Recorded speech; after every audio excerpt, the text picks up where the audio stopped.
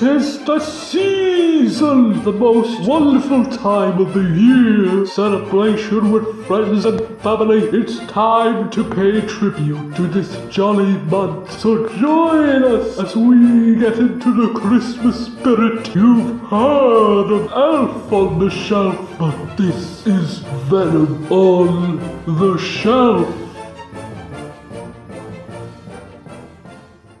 Will people stop casting wrestlers as Santa Claus? Well, it turns out WCW turned WWE professional wrestler Bill Goldberg also made one, ripping off the name of the movie within the movie in Ernest Saves Christmas. That's Slay. Slay. S-L-A-Y. This movie is just an experience that needs to be seen to be truly appreciated. So we start with... Jesus! Tone it down, man! But hey, Fran Drescher's in this. Gwen, don't be telling my kids that. I'm trying to teach them some values. And I'm already annoyed. Awesome start. Oh, and James Caan? They got James Caan in this? I even had to look it up in case I was mistaken, but even though he went uncredited, yeah, they totally got James Caan. He went from The Godfather to Misery to Elf to Santa's Sleigh. I don't know, it's always disappointing. So they all sit down for Christmas dinner. You know, I kind of expected it to be like Santa with Muscles where it's aimed towards kids. But my god, in the very first scene, Fran Drescher gets fingered at dinner. 3 potato. Let's dig in. Listen, you half a fag. For fingering a woman? Also, thank you for not making us poor or Samoan. Bit racist. Oh well, they say grace and a prayer before Goldberg strikes.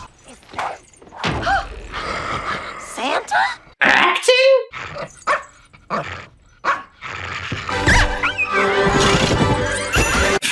What? So after he kicks a dog into a ceiling fan, he stabs James Caan's hands, traumatizes women, they get shit down their throats, he flamethrowers Fran's face, karate kicks a dude into a bookcase, drowns Fran, knocks a woman out, throws a star onto another, force feeds Caan some turkey and kills him, all with happy Christmas music playing. You know what? That is actually one of the greatest openings to a movie I have ever seen. I think the only way they could have actually made it funnier is if they were genuinely having a happy Christmas dinner at the start before Goldberg interrupted. I mean, it was already disturbing. But other than that, awesome opening. Yes, it is. So the opening credits play, and I guess it's supposed to show Santa's decline to madness, but they just show the year with some indecipherable text. And then he changes without explanation. Oh, and this all takes place in Hell Township on Christmas Eve. Subtle. Oh, you're being cute, you little shit. So we cut to our main character, Nicholas. Also, his character's last name is literally Yulson. Yulson. This movie's subtlety is fucking amazing. Exactly. So he's at work when this old bitch has a go at him. And have a very happy holiday there, Mrs. Talbot. Don't use that political language shit with me. It's Christmas. Wish me Merry Christmas. Okay, that was funny. I'm sorry. Merry Christmas, Mrs. Talbot. Thank you. And go fuck yourself. I love this woman. So Goldberg follows her with his sleigh led by the fucking bull or something, but it just keeps getting funnier.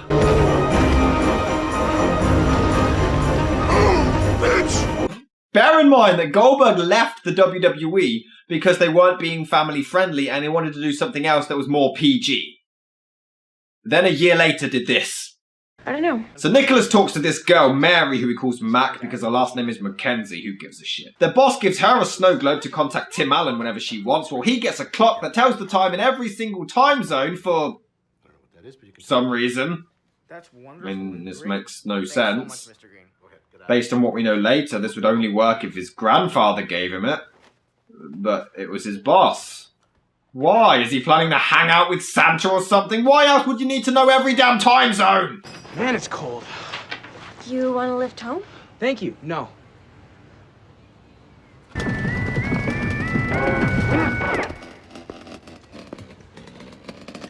How about now? No, I'm cool. Is he gay? Why doesn't he even want a lift. Anyway, we find out that Nicholas hates Christmas just like his father did. But why does Nicholas hate it? Because he never got what he wanted, the ungrateful little scrotum. So he returns home and chills with some junk food and obvious product placement before the electric goes out. This is when, of course, his grandfather shows up, and like usual, instead of just calling out, he sneaks up on him quietly for a cliche jump scare. Wow, got it, Nicky. Oh, and he's a crazy inventor, because that's never been done before. He even accidentally sets one off which uses cartoon logic and bounces a nut all over the place, before he reveals a hidden bunker of his where they can hide from their box office failure. My belief is dwindling. So Goldberg pretends to be a normal Santa to try to make some money. Why? Why the hell does he need to do this? Oh, well, some guy tries to mug him and fails.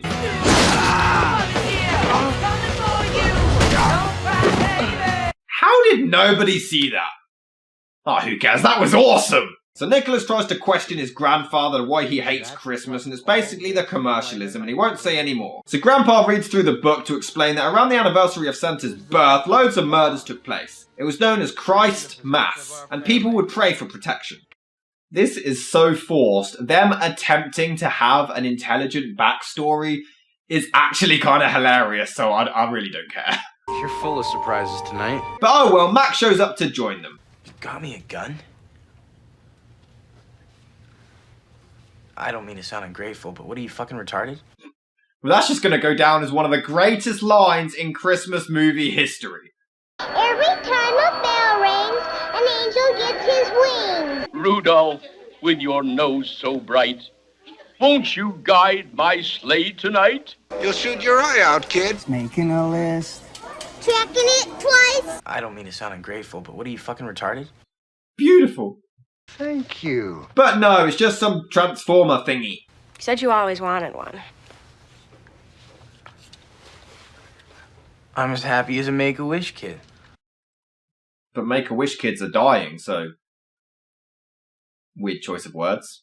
Oh well, then we cut to Mr. Grisham from Rat Race, who's a preacher at a church who's receiving donations. He then goes to a strip club where Goldberg shows up, gives a valet the key to his sleigh, which is really funny, before following him in. Where do you think you're going, fat boy? I thought I'd stuff some stockings. Why do I get the feeling this won't be the last bad Christmas pun in this film? So he heads inside and starts to brutally murder people in a strip club. He even gets his face stuck between a stripper's legs. What the hell am I watching? And then they both enjoy it, which makes it even funnier. There's even a gag where he takes the time to clean the pole before using it. Okay. Maybe this movie won't be so bad after all. Ouch! Then he kicks someone to get electrocuted, sets the place on fire, and just casually leaves. We then cut to... okay, Grandpa's clearly just being a cock blocker here. What a douchebag. So Mac insults his grandpa and he flips out and insults her father in return like a true adult. You got my number. Call me when you're ready for a more mature relationship. What relationship? You've shown no indication that you're a couple in this whatsoever. Hey, movie, just because you have opposing sexual organs doesn't mean you have to be a couple. I'm sorry, I forgot. Oh, and I'm not sure if it's intentional or not, but it is quite amusing how she tries to turn and have this big dramatic exit but has to undo a million locks beforehand. So Nicholas reads more about Santa and it turns out that God sent an angel down to help people against him, which leads to a terrible stop-motion sequence. He had to have a contest with Doc from Back to the Future where they both throw a stone and whoever's is closest to the hole without falling in wins. Santa lost and was therefore banished for 1,000 years, but now he's back. By the way, earlier they specifically said that Nicholas couldn't read that language. I don't know why you're afraid to use your Norse, Nicky. If you don't practice it, you'll never be able to speak it or read it. So how come now he's completely fluent? What are you talking about? You know what Nicholas has to do now? He literally uses the internet to track Santa's exact location. What?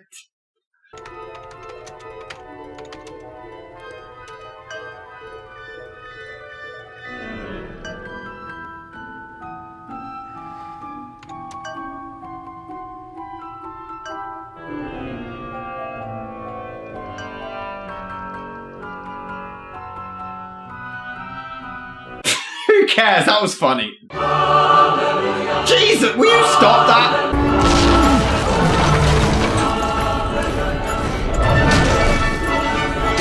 Oh, who cares? That was awesome. Can't wait to see the shit we got. Can we open our motherfucking presents now? Of course. This movie is amazing!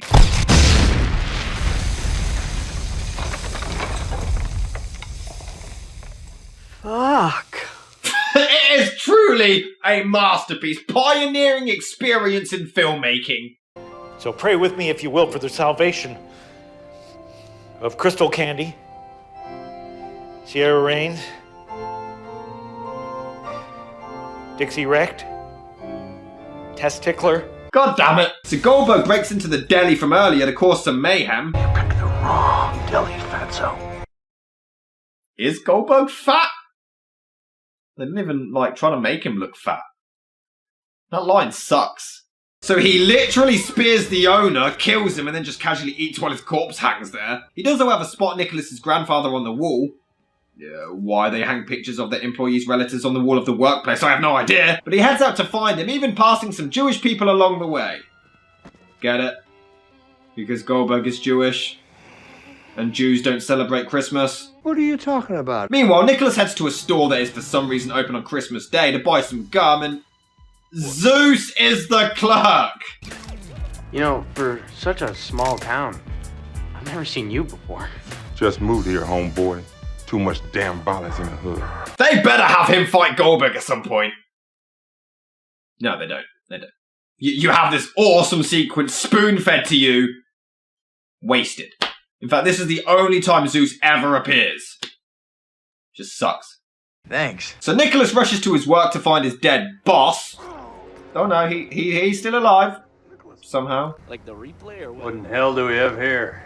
They act so casual about it, what the hell? Looks like someone punched out Mr. Green's Festival Alliance. That doesn't even make any sense. And how are you all so calm about this? A man has been murdered! Merry Christmas. So the Jews report seeing Santa not long after, before Nicholas is taken in for questioning. He was at the police station, and I must admit, I did chuckle at the cop's name, which they never even acknowledge. Do you work for Cock or Bush? Never worked for Bush, only Cock. So you like Cock, huh? Cock's terrific. So you're not a fan of Bush? I wouldn't say I don't like Bush. I just prefer Cock. Cock can be a real pain in your ass, though, right? Sometimes. Dick, send the Yeltsin kid in. You know, I don't even care how long this gag goes on for. It's like a Monty Python sketch. It's just too funny to cut shorter. So he goes to see Cock, who's dressed as Santa. Nicholas tries to plead his case, but shockingly, he's not convinced. Are you saying Santa is offing everyone who's naughty and nice? That's exactly what I'm saying, Captain. What's so hard to believe? Here.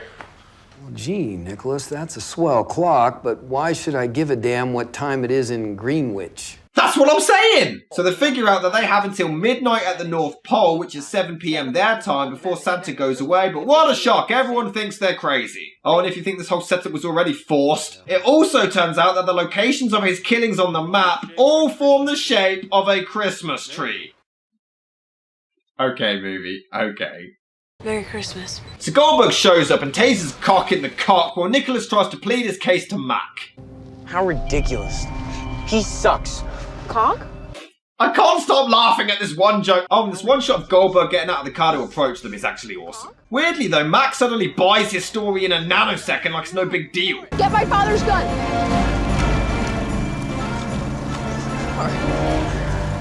He's gone! Okay, that is awesome. By the way, where does car go? Well, you can magically turn vehicles invisible now. No! So Nicholas struggles to load a shotgun while Mac tries to swerve him off the back of the truck. He does manage to shoot the bastard, but of course Goldberg no-sells it. But this gives them enough time to rush home and hide in the bunker. Kids, did Santa Claus follow you here? You know, I love how everything is delivered so straight-faced despite how ridiculous it sounds. It just makes it even funnier. Go home! Get out of here! Run away! Santa's on the loose! You see? So Goldberg starts a killing spree before entering the house. Trapped in a closet on Christmas with Santa trying to murder us. How fucked up is that?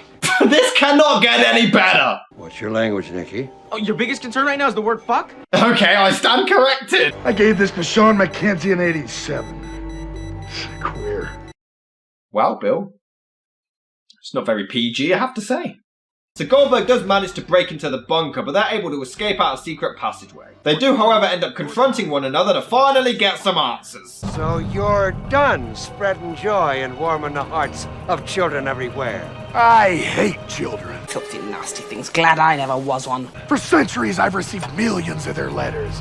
And now, I'm free to hunt down every last one of those brats. That's it. It's the only explanation we get. He was sick of receiving letters, so he's evil now. That's all you need. Thank you for completely wasting my fucking time. So Grandpa begs for the kids to leave on the snowmobiles, but they refuse to go without him before Goldberg's ball thing appears with the worst green screen effect in history to kill him. Oh, Grandpa got run over by a reindeer. Dumb reference or funny joke? Both. But they do manage to get away. Somehow, considering he was able to keep up with a car earlier. But he suits up and is soon in hot pursuit. We then get a fun little chase scene with some amazing Christmas music.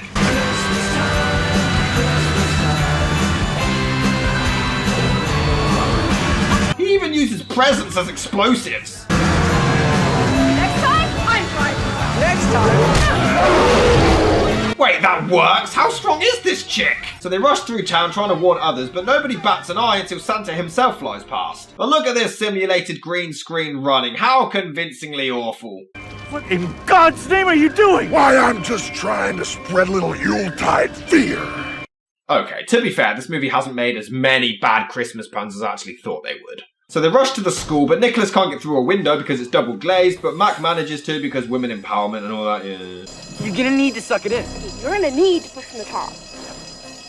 I swear to God, Nicholas, am I gonna have to make every first move in this relationship? What relationship? So they go through his bag to find the cartoon Nutcracker from earlier, which was a gift, and they only have 58 minutes left before Christmas is over at the North Pole. They can either wait it out or try to fight him off, deciding on the latter. Who's your daddy? Father Christmas. Not a serial killer line you hear very often. Maybe we should split up. Oh, please share your probably not. Wait, he can breathe fire? Why the hell didn't he do this before? So they hide in a library, but Goldberg manages to find them using a smoke bomb to lure them out. Why not just use those explosives you had earlier? Oh, well, he throws a book at Nicholas to knock him out, then breathes smoke out his nose because it looks dumb, so it has to be included. God damn it, that really hurt. Quit using the Lord's name in vain, a-hole. Oh yeah, I forgot to mention. That's actually a running gag for the entire movie. Nicholas constantly gets yelled at for either swearing or using the Lord's name in vain. It's completely pointless and it's not funny. What do you mean? But they somehow end up on a fucking ice rink? How? They were in the school. What, their school is a damn ice skating class? But oh well, they hide and cuddle to pretend they've had character development. But whatever happens, I'm glad that I'm with you. You just said you have no one, you ungrateful douchebag! I just realized that I have no one. So they're about to kiss when Goldberg shows up on this ice cleaning machine thing, but he's stopped by a flashlight. I'm Santa Claus, not fucking Dracula! Well, flashlights don't stop Dracula. Sunlight does. Oh, who cares? That line needs to be on a plaque for how ridiculously awesome it is. I'm Santa Claus, not fucking Dracula!